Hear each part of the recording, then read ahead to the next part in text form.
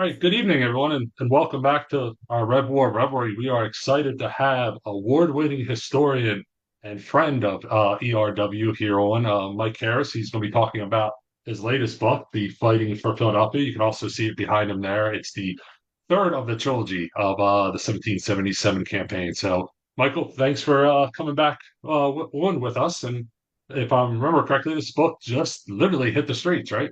Yeah, I'm not even sure you can get it in a store right now. Oh, So, there you go. yeah, So. yeah. This is the prelude or the sneak peek into the book itself. And so, before we do get started about this book, can you walk us through kind of the first two and how did you split up into these three? Because the first two are about battles, Brandywine, Germantown, and now Yeah. this one. Well, Brandywine was, I mean, that's pretty straightforward. I had worked at Brandywine from 2005 to 2009, and that's kind of how Brandywine at least got its infancy of why I ended up writing that book. And so that was a pretty straightforward, I guess you could call it experiment because I didn't know what would happen. That was the first book. And that ended up doing really well. And about a year into that, a lot of people were asking me if I was going to write another one. That wasn't my original intent. And then I reached out to Ted Savas at one point. And I was like, what do you think about me doing a Germantown book? Just continue the story. And so that's how Germantown happened. And that had a logical endpoint because there was another big battle. But I kind of knew when I wrote Germantown, I couldn't do that without getting the army to Valley Forge. But that wasn't going to happen in the Germantown book.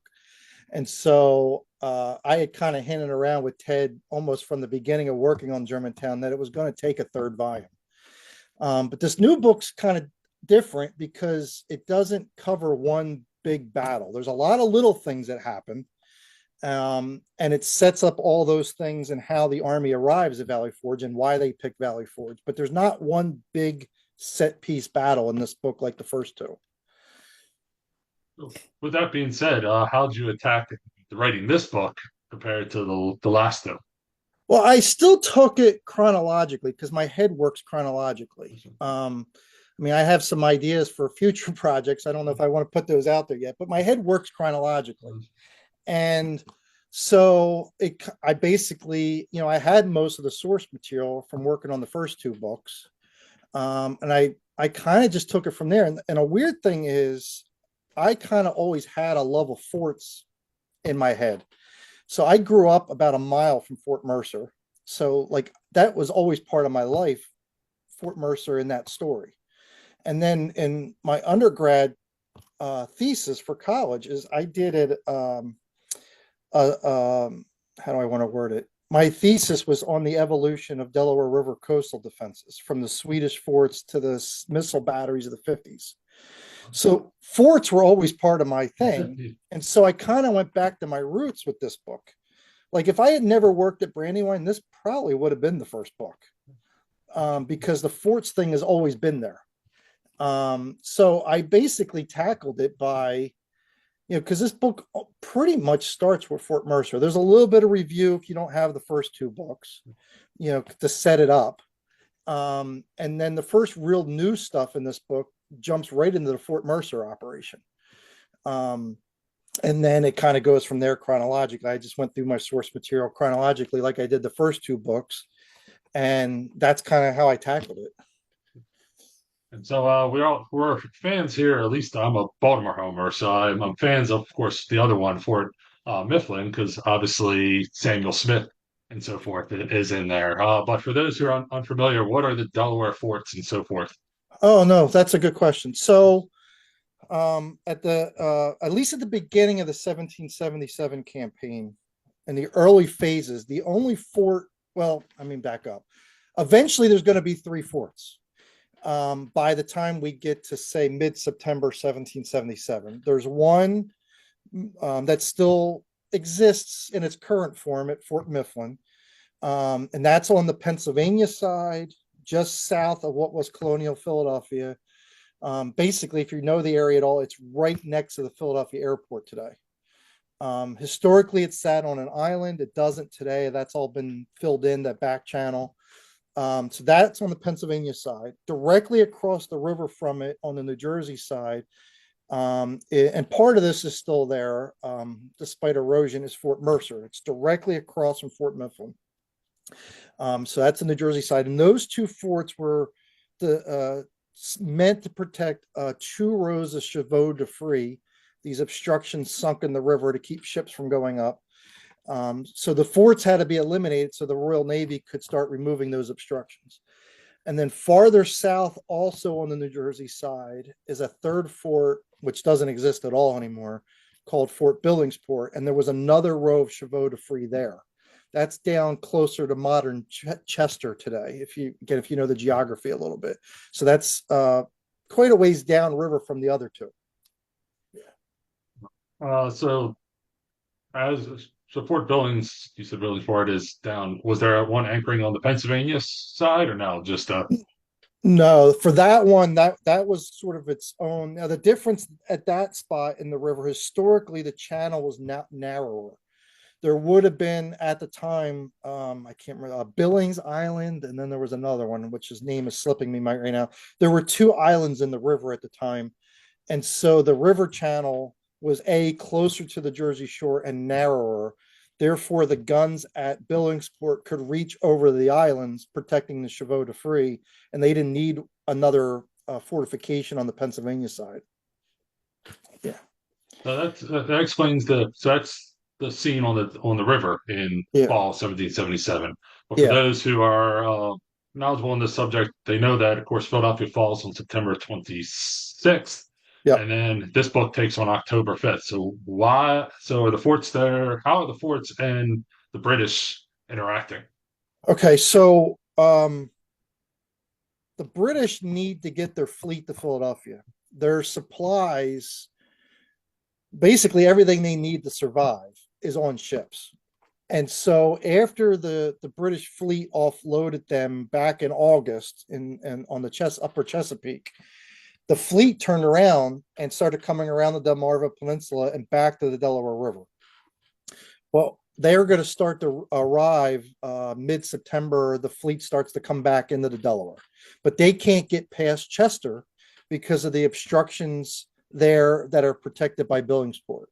So even though the British captured the city on September 26th, they couldn't supply not only their army, but the civilians, because Washington had basically cut off most of the foraging area from the British. And in a way, Philadelphia almost became a second Boston. Washington's going to try to starve the British out of Philadelphia. He's going to cut off the road network on the land side, and then he's going to try to hold the forts so the British fleet can't get into the city. That, I think, was the long-term goal. And so all the fighting that's going to erupt around the forts beginning in early October is all about the British trying to open up the river to their fleet. Yeah. Because in that time, is now Washington's army, of course, they fight at Germantown. This the topic of your second book. They pull Yeah. back out. Does Washington reinforce these forts down on the river, or they already have their garrisons and he kind of says, "Hold out"? Well, it gets a little complicated. At the time of Germantown, so let's a little bit of background. And I actually covered this in the Germantown book, but I added more detail in the new book because I found some new stuff. But the fight for Billingsport is 2 days before the Battle of Germantown. So that technically had already been captured before the Battle of Germantown. But it's going to take the British fleet, let me do some math real quick, at least a couple weeks to remove the obstructions in the river there to get the fleet up closer to Philadelphia. During that time, Washington does reinforce, or I mean, be honest, garrison the other two forts. Because up until October 4, when Germantown's fought, there's nobody at Fort Mercer or Fort Mifflin except some like laborers. There's no troops there. So almost immediately, or at least right before Germantown, he sends Samuel Smith, your guy from Maryland, Lieutenant Colonel, with a detachment of troops. And what I'm not clear about, because it's kind of wishy-washy in the records, I'm not sure who Smith takes with him. I know they're Continental regulars, but it's unclear if he's taken some of his own guys or it's guys detached for special duty. It's kind of a minor mystery of who he's actually taking with him. Like, I don't know if they're all Marylanders or if it's a mix. But that's who initially is going to be the initial garrison of Fort Mifflin. He's also going to take, so at this point, right after Germantown, there's brigades of Continentals coming from the Hudson Highlands down to reinforce the main army. And one of those brigades is James Barnum's brigade. It's 2 Connecticut regiments and 2 Rhode Island regiments. And before those 4 regiments meet up with Washington after Germantown, he splits off the 2 Rhode Island regiments to create the garrison for Fort Mercer. Initially, those 2 Connecticut regiments join the army, but they will eventually be the reinforcements for Fort Mifflin a little later on. Like I said, it's a little complicated. Right. So by the second week of October, there is Continental garrisons at Fort Mercer and Fort Mifflin.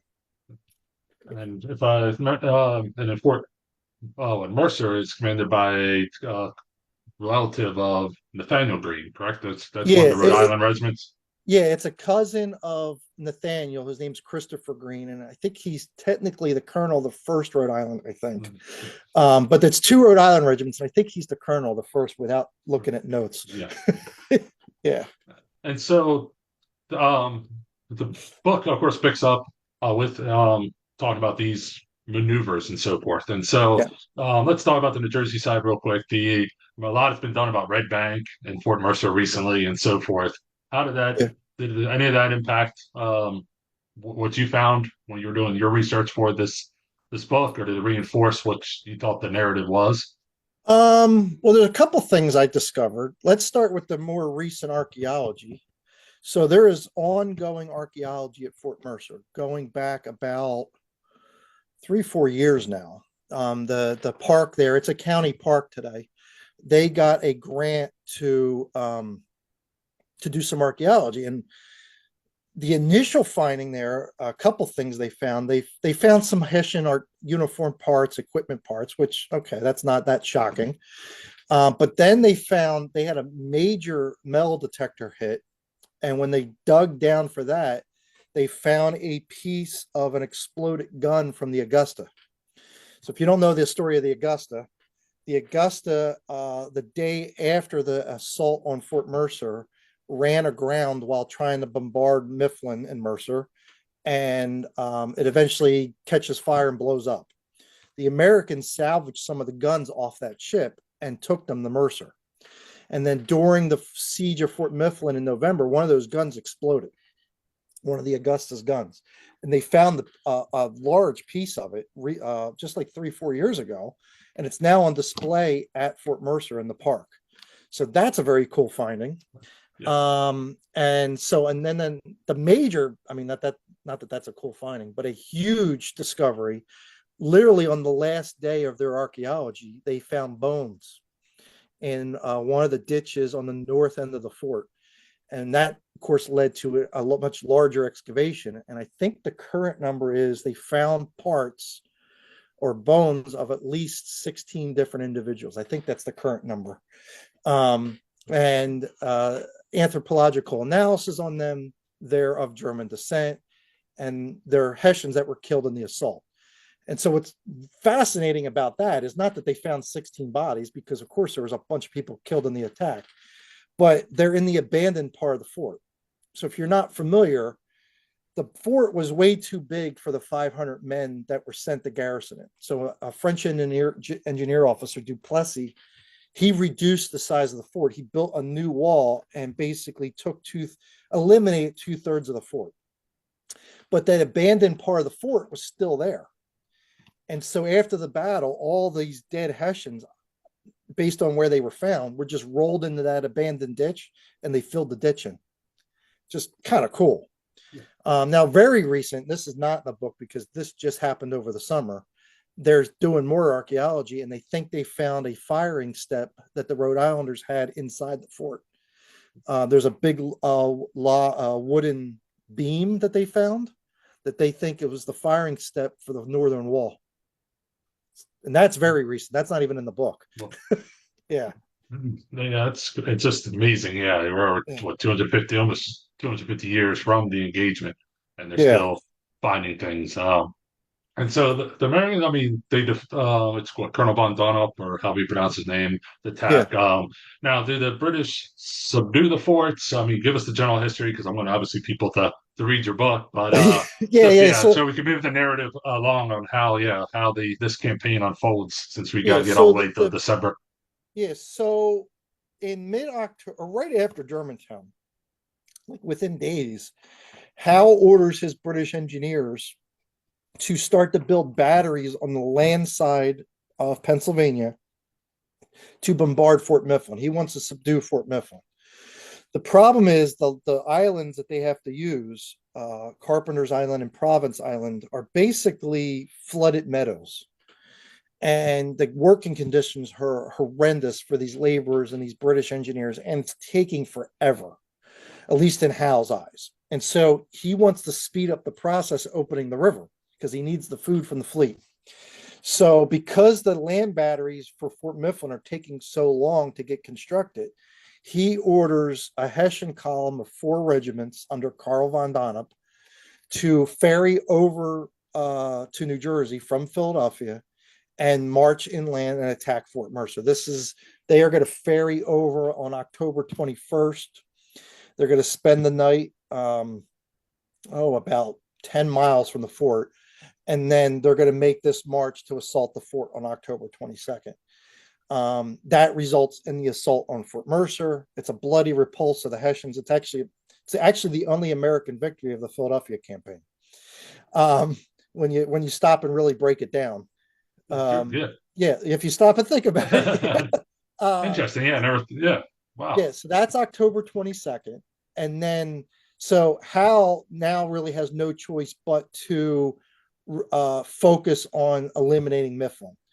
And so they're going to finish building these batteries by like November 8, November 9, and on November 10th, this massive bombardment of Fort Mifflin's going to begin.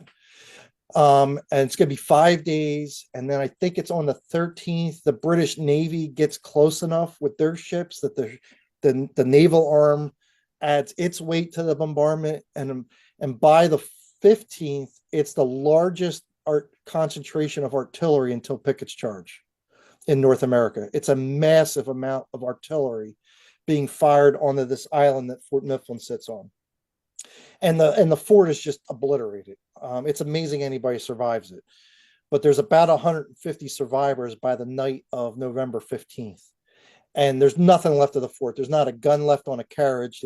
There's nothing. It's just I mean, consider Fort Sumter at the end of the war. I mean, that visual of just a pile of rubble, that's the visual I would have. Yeah. And so the Americans, in an act of pride, abandoned the fort on November 15th and row across New Jersey, but they left the garrison flag flying. So they don't technically surrender the fort, they abandon it. It's kind of a pride thing. But the British occupy the island the next morning. So now Fort Mifflin's eliminated. The British do send a column over to New Jersey under Charles Cornwallis to eliminate Fort Mercer. But before they get close enough to do a second attack on Mercer, Christopher Green abandons Fort Mercer. And so now, Cornwallis has what he wants. He wants to get his troops back over to Pennsylvania, and he maneuvers to a little village, or at least what was a village then, called Gloucester. And he wants to ferry his troops back over to Philadelphia. And the Americans had sent reinforcements over. Nathaniel Greene comes over from the main army with 4 Continental brigades with the hope of trying to attack Cornwallis. But before they could do that, Cornwallis is starting to bring his guys across. But Lafayette thinks there's an opportunity. And so there's going to be this little attack outside the village of Lafayette, or not, the village of Gloucester, that Lafayette leads to hit the pickets and the outposts that are defending or covering the crossing of Cornwallis's troops, and you get this little fight at Gloucester. Lafayette makes a name for himself. It's kind of a minor affair, and that's what's going to lead to Lafayette getting command of a division before the Whitemarsh operation. And that pretty much ends the fighting for the Delaware River. And that is November, I think it's 25th, is that fight off the top of my head? Yeah, around there. Yeah. No. Yeah. And so the Americans pull back to does that when so they head toward the Whitemarsh area from there, or is what No, that's a good happens? question. So the Army's basically there. So Washington, after the defeat at Germantown, he retreats pretty far away that night and has to regroup. But I'm trying to remember the date. I'm trying to remember when he gets the White Marsh. I want to say, well, without my notes in front of me, either late October or early November, the Army arrives at White Marsh. Washington brings them into those hills there at White Marsh. And so they're there for a while. They're there a good 5, 6 weeks while all the stuff on the river's playing out. The bulk of the army's camped on the White Marsh Hills. And so once the river operation kind of comes to an end, now I kind of differ a little bit here. So there's always been this theory that Howe wanted to make one last foray before winter sets in. And he was going to go out and attack Washington one more time at White Marsh. But I kind of have a different view on it after looking at the primary documents.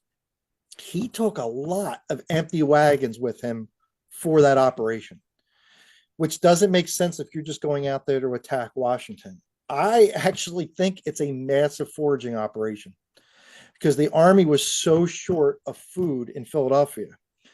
I think attacking Washington was peripheral to him looking for supplies.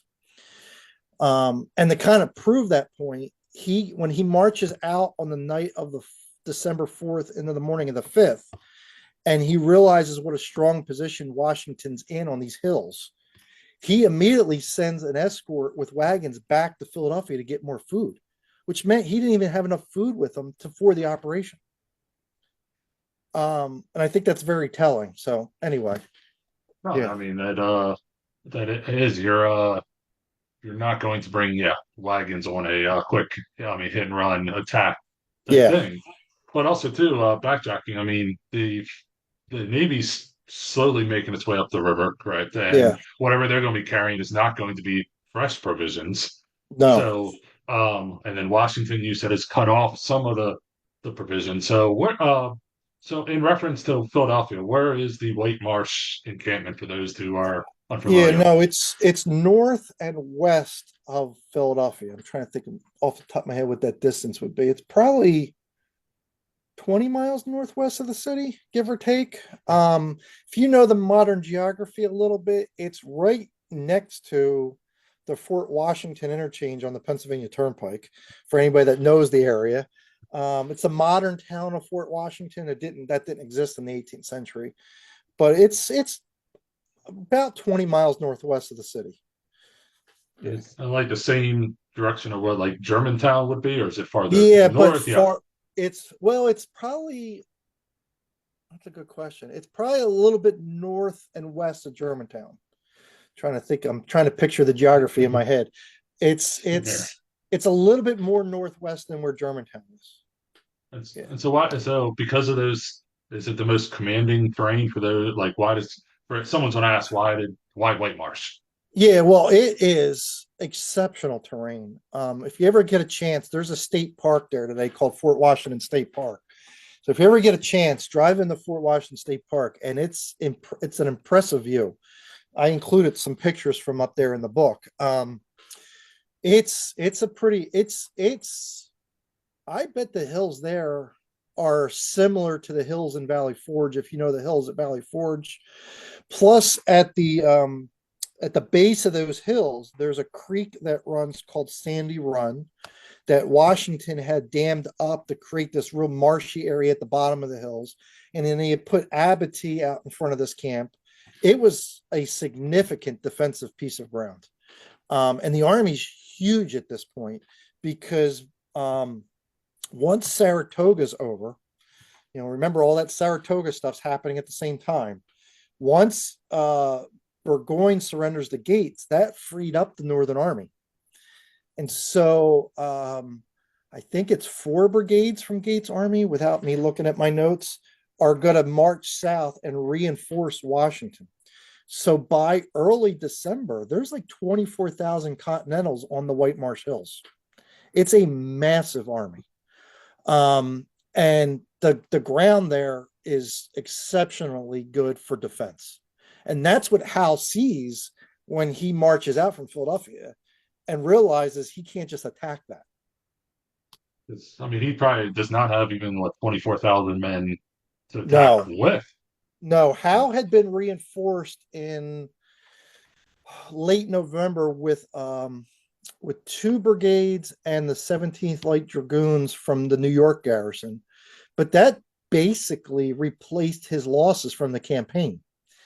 So his army's still hovering around the 15 to 17,000 range at that point. I mean, that's really only because of the reinforcements. He was probably sub 15 before the reinforcements arrived.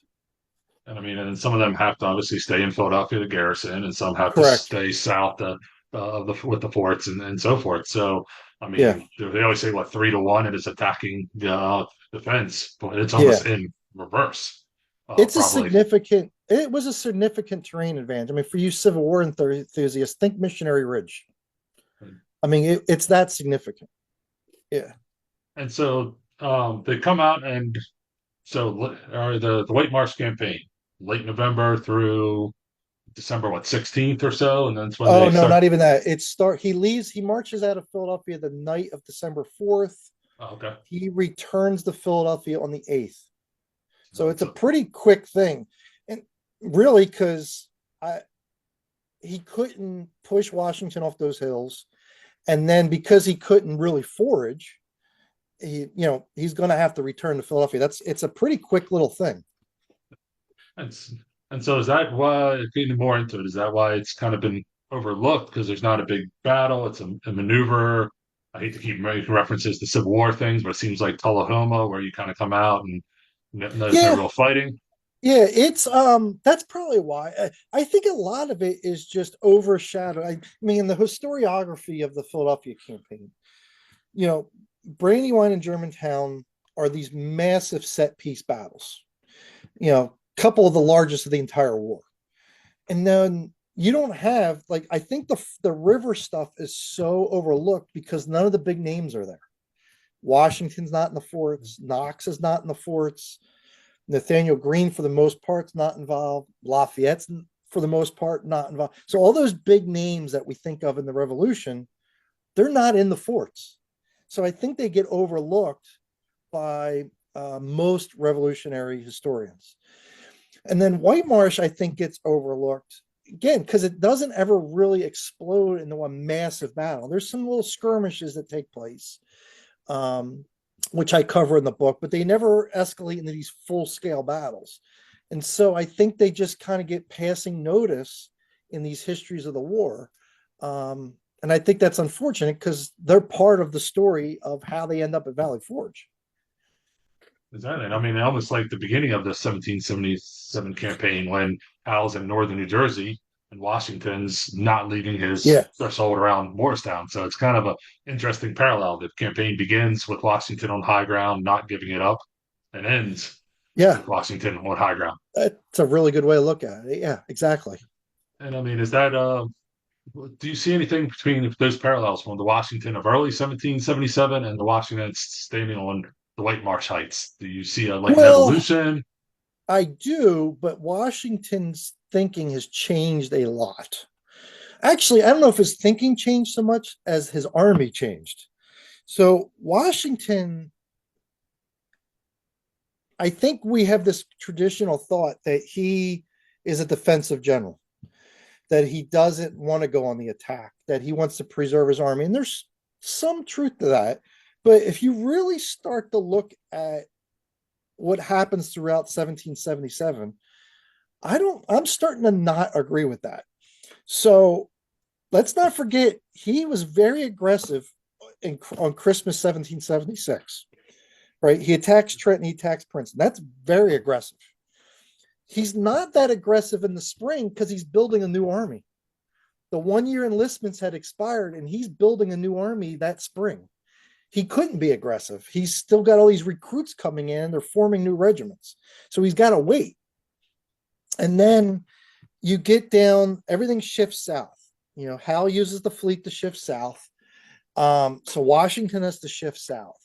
But the army's bigger now. He's got 16, 17,000 guys in northern Delaware just prior to Brandywine, but they're not gelled yet. They're not ready. I mean, you got to remember, this is all pre-Valley Forge. And so he's not aggressive at Brandywine. He's going to fight a defensive battle there. But after that, everything he does is very aggressive. There's new thinking on what happened at the Battle of the Clouds. He's looking for a fight there. That's not just about defending the roads of the Schuylkill River fords. The current thinking on that, and if I ever rewrote Germantown, I would rewrite that chapter. He's looking for a fight that day, but that rainstorm breaks out. Germantown is certainly aggressive. That's an offensive fight. And then the only reason I think the fort stuff doesn't escalate into a major fight is because he's having trouble getting Gates to release the northern brigades. Gates is fighting him on sending troops down to the main army, which I cover in the book. That's a whole political intrigue situation, and I don't want to dive into that too much, but that's covered in the book. So he wants those northern brigades so that he feels like he has the strength to be more aggressive in South Jersey when Cornwallis goes over there to get Fort Mercer. But Gates takes too long to get the reinforcements down there. And then after Whitemarsh, at the end of that, he holds a council of war. He wants to attack Philadelphia. He develops this whole plan of attack to assault the redoubts on the northern side of Philadelphia. And his officers are like, are you out of your mind? But he's still thinking aggressively. And I would argue, which I don't really cover in the book because the book ends with them arriving at Valley Forge, but they're only at Valley Forge 5 days, and he's planning an attack on Philadelphia for Christmas, which I'll cover maybe in a future project. But that's not in the. My point is, his thinking hasn't changed, but the army is now what he thinks is capable of his mindset. I don't know. That was kind of long-winded, but No, I mean, it's a great point because the narrative, I mean, doesn't really show that unless you spend time evaluating, analyzing the campaign. And I mean, one of the things I like about Jonah, the book Germantown and so forth, is that people forget it's less than a month after the loss of Brandywine. Yep. 10 days or so, to doing quick math after the loss of Philadelphia. And his army comes within a few, literally fog and one or two Yep. mistakes from actually winning that battle. And I know that has implications along with Saratoga to bring the French in and involved and Correct. so forth. We get that things overlooked because Washington, is dealing with a different set of circumstances. And at that point of creating a new army, I think it's really overshadowed. Yep. I mean, you just can't attack with new men coming in. Yeah. Yeah, I mean, he would love for Hal to come and do a reverse Bunker Hill, or no, another Bunker Hill, excuse me. Yeah. But Hal's not going to do that in northern New Jersey. No, and it's why Hal doesn't attack at Whitemarsh too, because he doesn't want to sustain heavy casualty. I mean, that goes back even to Brandywine. There's a reason he doesn't just come straight at him at Brandywine and does the flanking march. Hal can't afford high casualties. It's too hard to replace those guys. And so his thinking throughout the campaign is, how can I have a victory without sustaining heavy casualties? And exactly too. Does he know? I guess Washington obviously receives word. Do you know when Hal receives word that Burgoyne's army is now no more? Oh, I do, and I do cover that in the book. I'm trying to remember when he finds out. I feel like he gets word either right before or right after the attack on Mercer. But again, I don't have all my notes here in front of me. I'm kind of doing this off the top of my head, but he finds out pretty quick. It's by the end of October, he knows. Do you see any change in his thinking? Is he worried that Washington is going to be reinforced, or is it just Hal as usual? No, it's Hal as usual. At least there's no evidence of it. So first of all, what we know at Hal's headquarters is mostly available to historians like me through Friedrich von Munchausen, who's a Hessian officer on Howe's staff. He's got a very detailed diary of things that were happening at headquarters through the campaign. Howe, we don't have a lot of writing by Howe. We have his testimony to Parliament when he goes home, which, he's very careful what he tells Parliament. And then we have his official reports / letters that go to George Germain, but we don't have his personal letters. His wife burns those after he dies, much like Washington's personal letters. Yeah. So it's hard to say for sure, but I don't get the impression that his thinking changes much. Also, keep in mind, he resigns after Germantown, and he doesn't get permission to come home until the winter. So his head's not in the game anymore. At least I don't think it is. It is. And so, what? Going back to your point, long when they get back to it, but so he goes out on a foraging mission. Is that just the Whitemarsh? If that's the premise, is Yeah. it just that kind of plays more into like, hey, I'm not trying to risk a major attack, Yeah, and his head's not in the game. I think so. I mean, because before I started writing the Whitemarsh section of the book, in my head, I had the traditional interpretation that he was trying to get after Washington one more time. But it doesn't really play out that way. I mean, he marches out from Philly, and the morning of the 5th, he ends up in on this hill known as Chestnut Hill, which is just beyond where the village of Germantown is. And he realizes what a strong position Washington's in, and he doesn't push any farther. Now, the fighting that erupts on Chestnut Hill is because Washington sends out probes. Howe's not the aggressor there. He sends out, Washington sends out some mostly militia, and you end up with a couple separate fights at Chestnut Hill, but that's because Washington was the aggressor. So Howe realizes he can't turn what would be Washington's right flank because it's anchored on the Schuylkill River. So on the night of this December 6th, he's going to try to move to the north and west a little bit to try to find Washington's left flank and see if he can get up into what's today Bucks County and forage. But when he makes that move, Washington's army is so big it stretches that far north. And then same thing, Washington's the aggressor again. He sends out Daniel Morgan and the Maryland militia and some more Pennsylvania militia, again, probing the British lines. And you get some more little skirmishing on the 7th on the Edge Hill. It's a different hill now. But it's the same idea. Washington's the aggressor, not the British.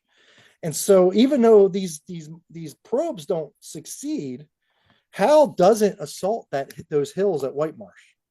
And so by the night of the 7th, I actually found evidence in a British newspaper, but I couldn't find the actual military documents.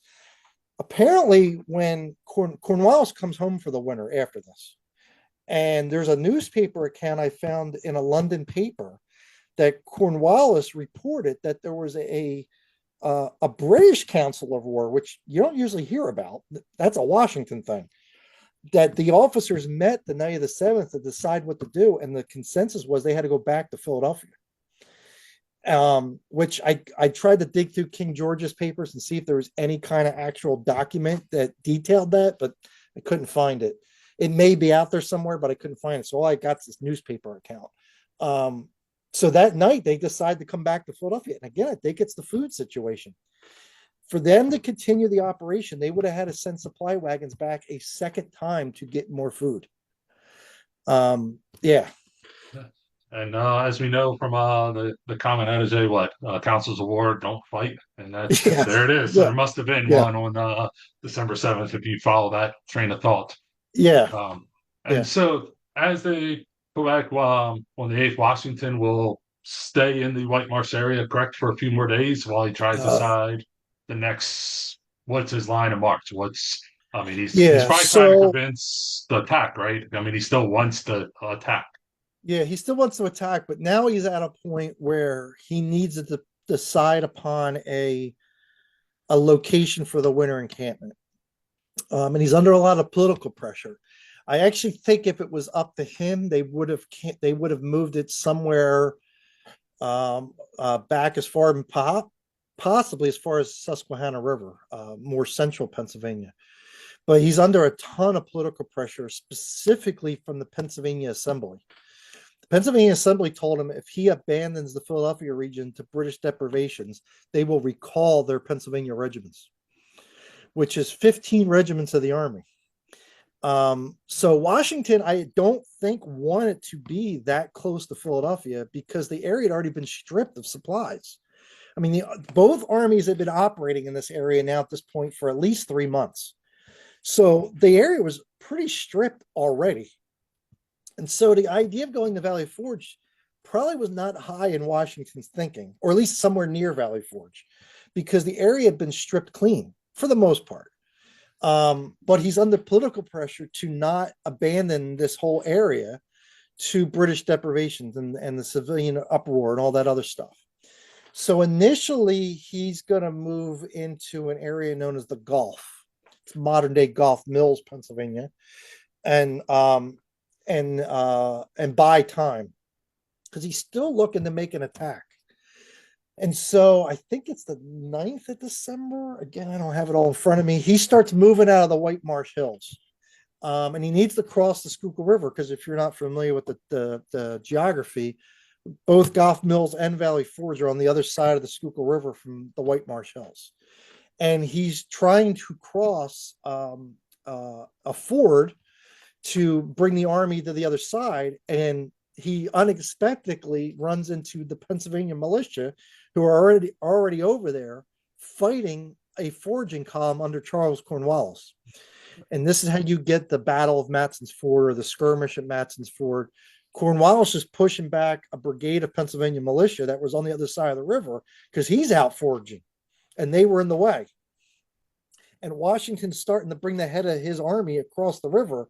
And literally, if you're not familiar, if you come across the river, you got to go uphill coming out of the river valley. And he sees the militia getting pushed back past the road junction that he's trying to march up. And luckily, he there was only 2 of it, divisions that had gotten across the river that he was able to get them back across, I think, before Cornwallis even knew they were there. And so Washington has to move farther upriver and cross at a different ford. And ultimately, he's going to end up in this Goff Mills area, which is not far from Valley Forge, by December 11th. And while he's at Goff Mills, he's still contemplating making an attack on Philadelphia. He's not ready for winter quarters, but then he gets reports from his senior officers that the army is short on food, short on clothing, and not in a condition to make an assault on Philadelphia. And so he kind of resigns himself to the fact that he's got to find some good defensive ground for the winter, and Goff Mills was not that ground. And that's how they're going to end up at Valley Forge beginning on the morning of the 19th.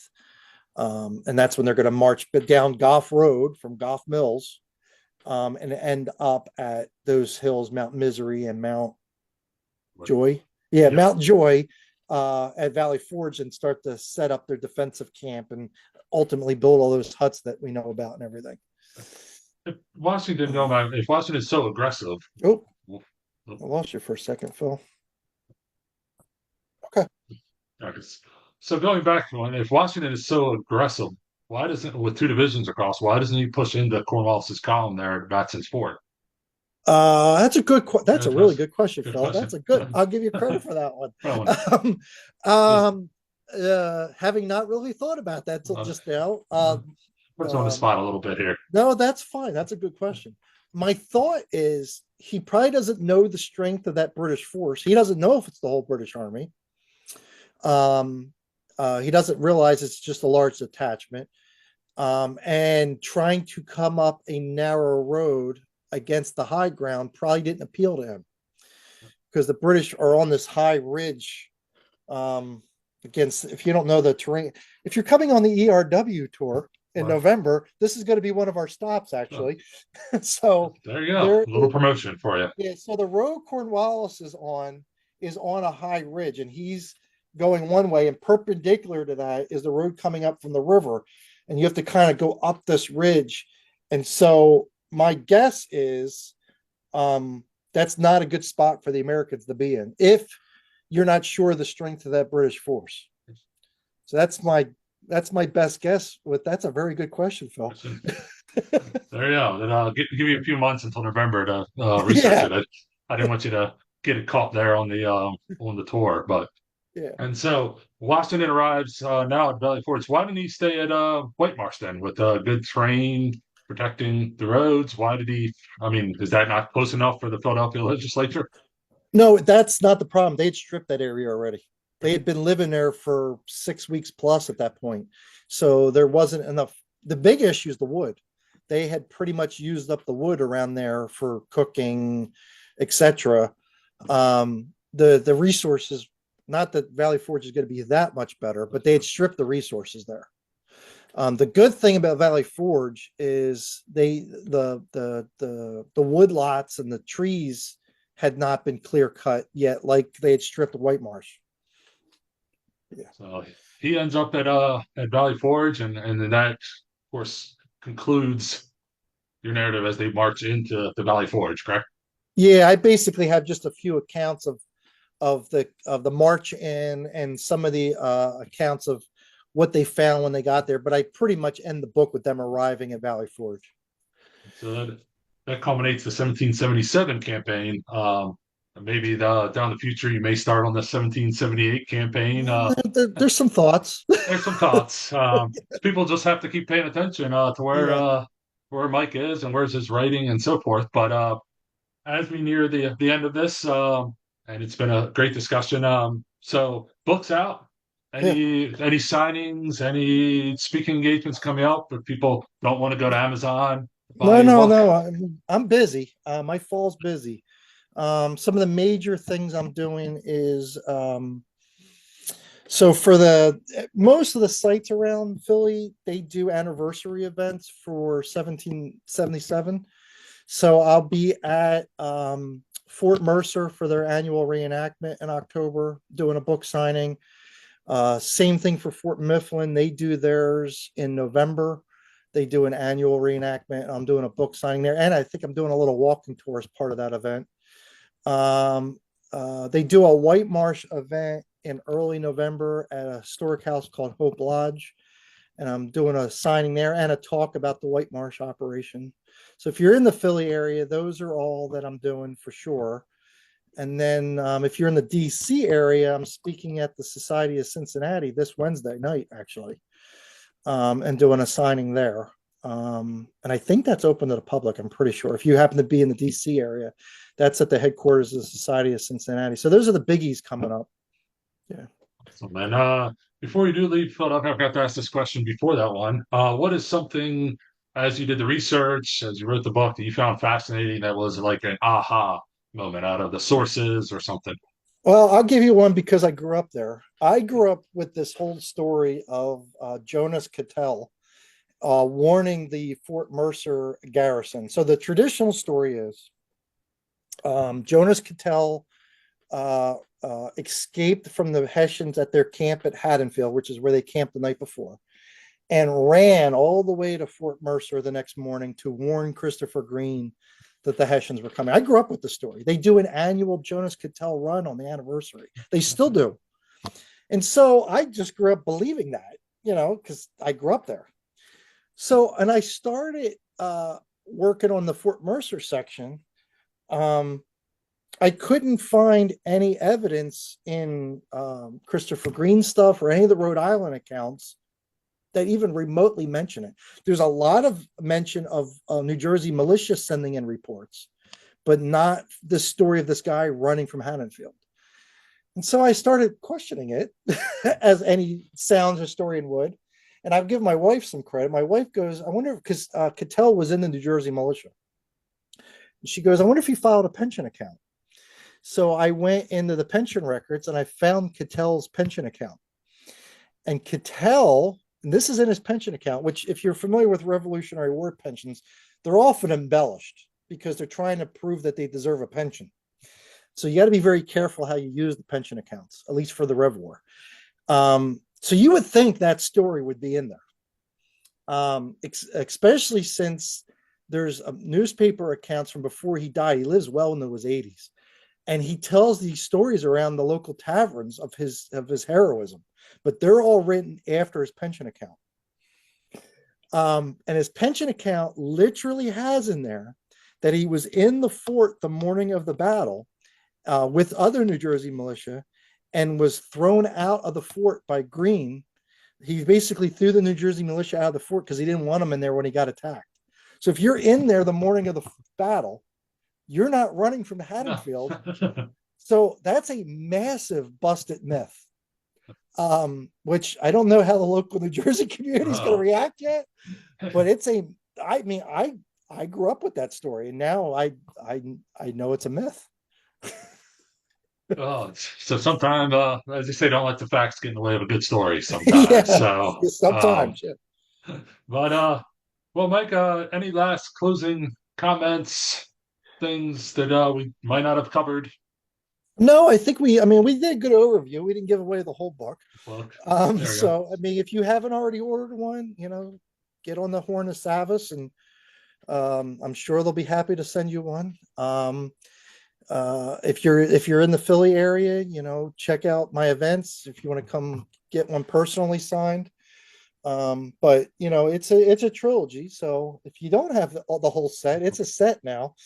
Oh Yeah. yeah, no, and not just because Mike's a friend or he's leading our tour in November. It is a great read. I actually got the book, stole it from ERW fellow Rob Orson because I was part of the launch team, but I didn't want to read it on my computer, so he got a copy. I took it from him and read it this week in Prelude, and so it is a great read, and so I look forward to getting my own copy here that's coming in the mail and get Mike to sign it. So Yeah. thank you again, Mike, once again for filling in the rest of 1777, getting him up the Valley Forge, and also for spending time here with us again on the Red War Revelry. So before we do end, though, I'd just like to tell people in 2 weeks we will be back again.